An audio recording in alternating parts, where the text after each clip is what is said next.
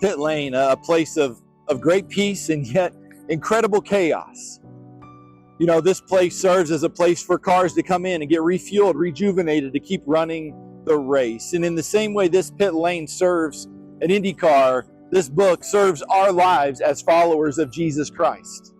That this is a place we come to get renewed, rejuvenated, and sent back out into the world to run the race. And so we couldn't be more excited here in 2024 in this season to jump into this book, to do a deep dive through one of the most powerful books ever written in the history of mankind.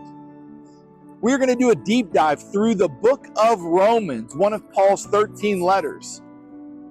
In fact, many theologians believe that this is the Mount Everest, the pinnacle of what we believe about Jesus and what it means for our lives.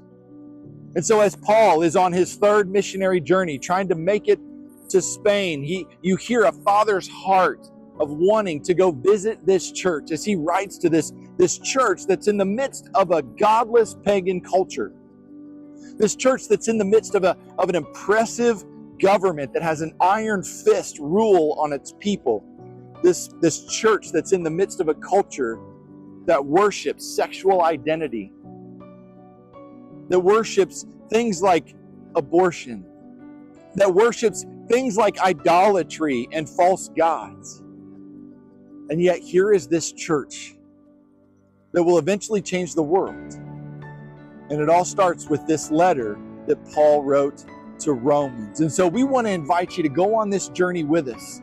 Each and every race this season, we're going to unpack another chapter in this powerful book of Romans.